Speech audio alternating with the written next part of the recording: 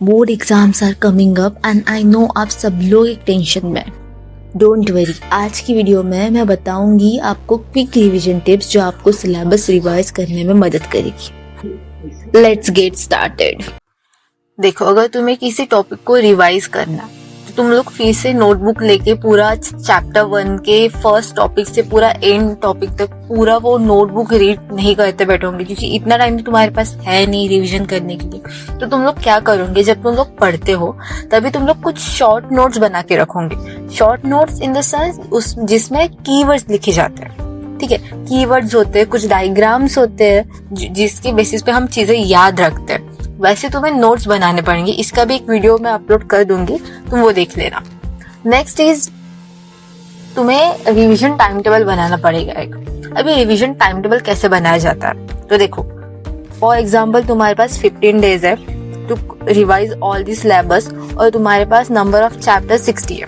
ठीक है, तुम लोग क्या करोगे, number of chapter is divided by number of days. मतलब अगर मैंने 60 डिवाइडेड बाय 15 किया तो मुझे मिलेगा 4। इट मीन्स मुझे 4 चैप्टर्स करना है पर डे, तब जाके मेरा पूरा 15 डेज में सिलेबस कंप्लीट होगा।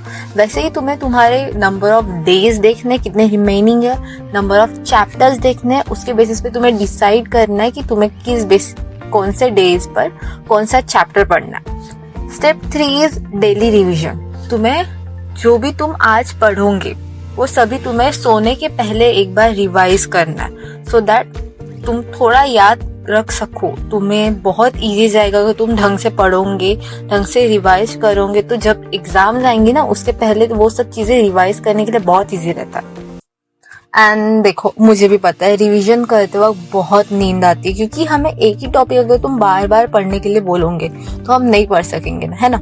तो उसके लिए तुम्हें क्या करना है कि बॉटम साइड में रख देना जहाँ पे भी तुम पढ़ाई करते हो, और जब भी तुम्हारा स्लीपी मूड हो, drink water, then start revising again and again. ठीक है, अगर उससे भी काम नहीं हो रहा है तो तुम अपनी चेयर से उठो, थोड़ा चलो फिरो, चल के रिवाइज करो, तभी जाके तुम्हारी नींद उड़ेगी। ठीक है, नेक्स्ट इज कभी कभी हम रिवाइज बहुत करते हैं लेकिन हमें याद ही नहीं होता।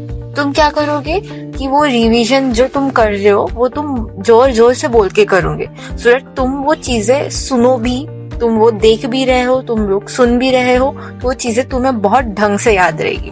ठीक है, and the most important thing, हमारी लाइफ में डिस्ट्रैक्शन बहुत है, उसकी वजह से हम पढ़ ही नहीं पाते।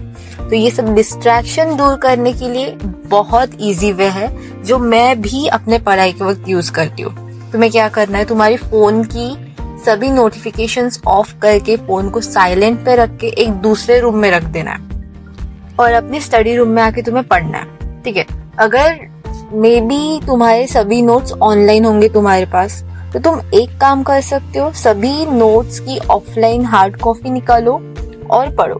ठीक है, ये भी पॉसिबल नहीं होगा क्योंकि पता है बहुत सारे नोट्स होते हैं एक ही सब्जेक्ट के, तो तुम लोग अगर सेल्फ कंट्रोल होगा तो तुम फोन की पूरी नोटिफिकेशंस ऑफ करके तुम पढ़ो।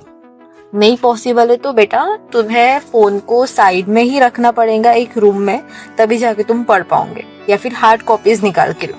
ठीक है, ये करना ही पड़ेगा तुम्हें, तभी जाके तुम लोग रिवाइज कर पाओगे। और देखो लास्ट डेज है, तुम्हें बस अभी पढ़ना ही है क्योंकि बोर्ड्स आ रहे हैं। ठीक है, नेक्स्ट इज अभी तुम लोग टाइम टेबल बनाओगे। ठीक है, रिवीजन टाइम टेबल, तो उसमें तुम लोग स्लॉट्स रखोगे ना, मतलब आज मुझे 4 चैप्टर्स पढ़ने, तो आज मुझे ह्यूमैनिटीज के 2 पढ़ने थे, मैथ्स के 2 पढ़ने थे।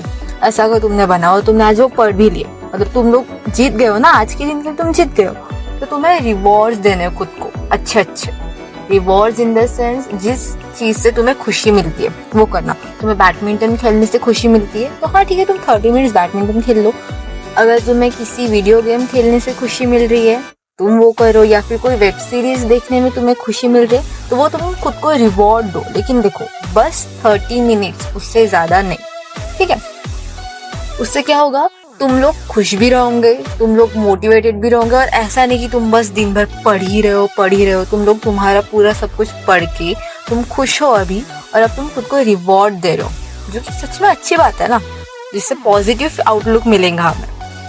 और एक इम्पोर्टेंट पॉइंट है, जब तुम शॉर्ट नोट्स बना रहे हो, ठीक है, जो तुम कीवर्ड्स बना रहे हो, तो उसके साथ ये काम कर सकते हो, तुम लोग डायग्राम बना सकते हो, ठीक है। वो डायग्राम्स, फ्लो चार्ट्स, इससे चीजें बहुत अच्छे से मेमोराइज होती है, ताकि जब तुम एग्जाम सॉल्व करो तुम्हें याद आए कि हाँ मैंने इस डायग्राम में ऐसा ऐसा बनाया था। मैंने एक बार एक सीबीएसई टॉपर का इंटरव्यू देखा था, जिसमें उसने बताया था कि वो ऐसे कार्टून कैरेक्टर्स बनाती थी, उनके हाथ पर कुछ लिख दी थी कीवर्ड्स, उनके किसी के फेस पर लिखती थी, किसी के पाम्स पर, किसी के स्टमक पर, ऐसे कीवर्ड्स लिखती थी, और वो ड्राइंग बना के एक कार्टून कैरेक्टर के हाथ पे कुछ कीवर्ड्स लिख के वो उसे कीवर्ड्स अच्छे से याद रहते थे, क्योंकि हमें पता है हमें ऐसी छोटी मोटी चीजें या फिर ड्राइंग, डायग्राम्स, ये सभी चीजें अच्छे से याद रहती है, इसलिए वो वैसे ट्राई करती थी, और उसके एग्जाम्स के टाइम भी वो वही याद करती थी, और उसे वो याद भी रहता हाँ कि मैंने वो डॉल के हाथ पे क्या बनाया था, ओ ओके मैंने वो कीवर्ड लिखा था, वैसा काइंड ऑफ। तो ये बहुत बहुत इंपॉर्टेंट चीज है कि तुम तुम्हारे नोट्स को डायग्राम्स के फॉर्म में बनाओ, so that it will be very very easier to revise. Thanks for watching. Stay connected with Elevate with D. Let's grow together. And all the best for the exams. Don't forget to like, subscribe and share this video with your friends. मिलते हैं नई video में, तब तक के लिए